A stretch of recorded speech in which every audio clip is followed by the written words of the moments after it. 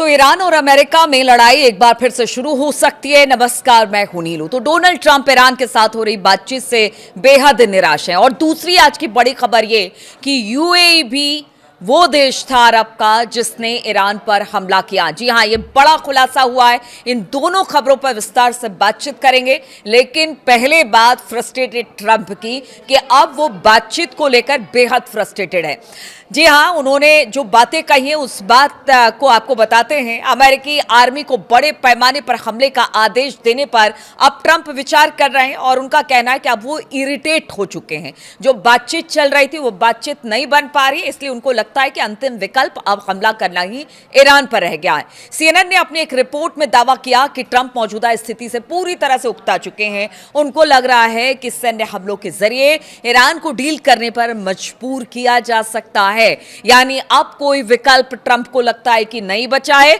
बातचीत से time pass हो रहा है, वो इरिटेट हो रहे हैं और ऐसे में वो कह रहे हैं कि अब हमला किया जाए ईरान पर, इसके अलावा कोई विकल्प नहीं है, क्योंकि ईरान है कि वो उनकी मांगे मानने को तैयार नहीं है।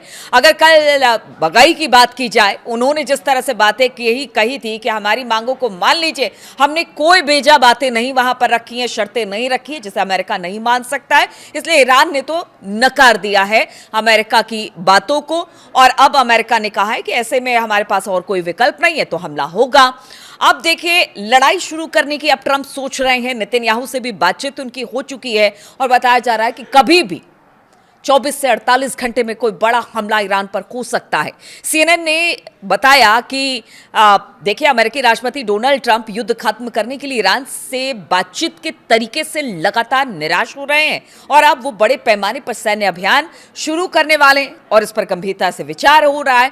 स्ट्रेट ऑफ हॉर्मुज के अगर बात की जाए तो लगातार बंद रहने और ईरानी नेतृत्व के भीतर मतभेदों को लेकर डोनाल्ड अब अधीर हो रहे हैं। ऐसे भी डोनाल्ड ट्रंप अधीर ही है, वो अपनी बातों को लगातार पलटते रहते हैं।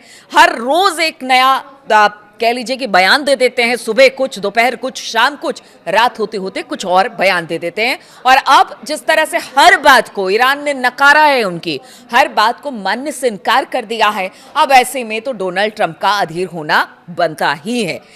अगर सीएनएन की रिपोर्ट की माने तो कहा यह जा रहा है कि ईरान के साथ चीजों को कैसे आगे बढ़ाना है, इस पर ट्रंप प्रशासन के भीतर भी मतभेद है।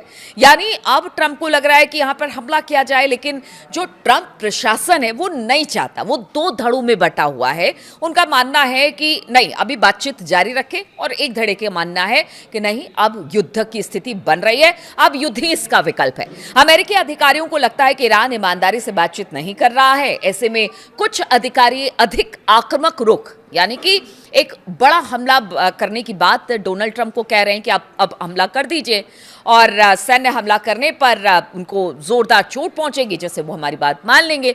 लेकिन कुछ अधिकारी ट्रंप के कह रहे हैं, उनका तर्क है कि कूटनीतिक प्रयास यानी बातचीत, टॉक जारी रखना चाहिए। ईरान के खिलाफ युद्ध में संयुक्त अरब अमीरात, यूएई ने अमेरिका का साथ दिया। दूसरी बड़ी खबर हम आपको बता रहे हैं, ये बड़ी खबर है। देखिए, पीछे ये कहा जा रहा था कि जो यूएई है उस पर आखिर ईरान इतने हमले क्यों कर रहा है।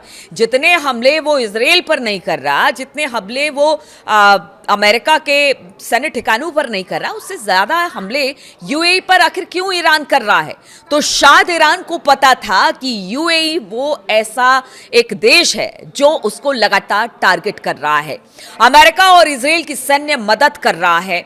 संयुक्त अरब अमीरात ने ईरान पर सैन्य हमले किए, ये तब किया गया है जब ईरान पर अमेरिका और इजराइल के हमले हो रहे थे, और इसी की आड़ में यूएई ने भी हमला कर दिया ईरान पर। हालांकि यूएई ने अभी तक सार्वजनिक रूप से ईरान पर हमले करने की बात को अस्वीकार किया, यानी स्वीकार नहीं किया है। यूएई ने अप्रैल में लवान द्वीप पर ईरान की तेल रिफाइनरी पर भीषण अटैक किया।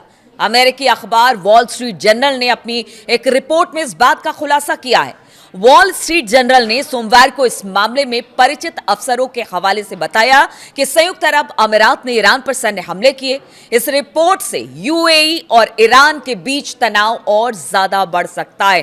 पहले ही आप देखिए कि 500 से ज्यादा हमले ईरान ने किए। शायद ईरान को पता था कि वो उसके साथ रहने की, यानी ईरान के साथ रहने की बात करता है, लेकिन कहीं ना कहीं ईरान के पीठ में छुरा भोंकने का काम कर रहा है। इसलिए हमले लगातार जबरदस्त तरीके से ईरान ने यूएई पर किए। और अब जब रिपोर्ट आ गई है तो बताया जा रहा है कि हो सकता है अब ईरान और यूएई के बीच तल्खी और ज्यादा बढ़ जाए। ये रिपोर्ट ईरान के उन आरोपों को ताकत देती है जिनमें बार बार कहा गया कि यूएई की जमीन का इस्तेमाल उनके खिलाफ हो रहा है। ईरान ने यूएई को इजराइल का प्रॉक्सी कहा है। आप देखिए, बड़ी बात है। ईरान ने अब कह दिया है कि देखिए, अरब मुल्क बाकी तो जो है लेकिन जो यूएई है ना, वो प्रॉक्सी है इजराइल का। और अब ये पूरी तरह से साफ हो गया। अगर रिपोर्ट की बात की जाए तो रिपोर्ट के अनुसार संयुक्त अरब अमीरात यानी यूएई के ईरान पर सैन्य हमलों का खुलासा होने से वो युद्ध में अमेरिका और इजराइल गठबंधन के साथ शामिल होने वाला एकमात्र देश बन गया है। रिपोर्ट में कहा गया है कि उस समय ईरान ने स्वीकार किया था कि किसी अज्ञात दुश्मन ने उसकी जमीन पर हमला किया। हमले के बाद ईरान ने यूएई और कुवैत पर मिसाइलों और ड्रोन से हमला किया। लोग पूछते रहे कि आखिर ये हमला अरब देशों पर क्यों किया जा रहा है, जबकि ईरान की दुश्मनी इजराइल और अमेरिका से है। अब ये पता चलता है कि ईरान के अफसरों को यह पता था कि यूएई से उसको निशाना बनाया जा रहा है। लवान द्वीप पर यह हमला एकमात्र ऐसा एक उदाहरण है जिससे पता चलता है कि यूएई ने युद्ध में सक्रिय रूप से भाग लिया और ईरान के खिलाफ जबरदस्त तरीके से हमला किया, अमेरिका और इजराइल के साथ मिलकर। तो अब देखना होगा कि जब यह बड़ा खुलासा यूएई को लेकर हुआ है कि उसने ईरान पर हमला किया, अमेरिका और इजराइल का साथ दिया, ईरान का रुख क्या रहता है। और इधर डोनाल्ड ट्रंप जो बिल्कुल फ्रस्ट्रेट हो चुके हैं, वो कह रहे हैं अब युद्ध ही इसका विकल्प है। लेकिन ईरान कह चुका है हमला करिए, हमले का जवाब भी बड़ा होगा। तो क्या ये जो 2.0 हमला है अमेरिका का ईरान पर या ईरान का अमेरिका पर, यह बड़ा हमला होगा? क्या इसके लिए अब तैयार रहना पड़ेगा? ये बड़ा सवाल है। तमाम अपडेट्स लेकर मैं आती रहूंगी। फिलहाल बहुत बहुत शुक्रिया मेरे साथ इस वीडियो में शामिल होने के लिए।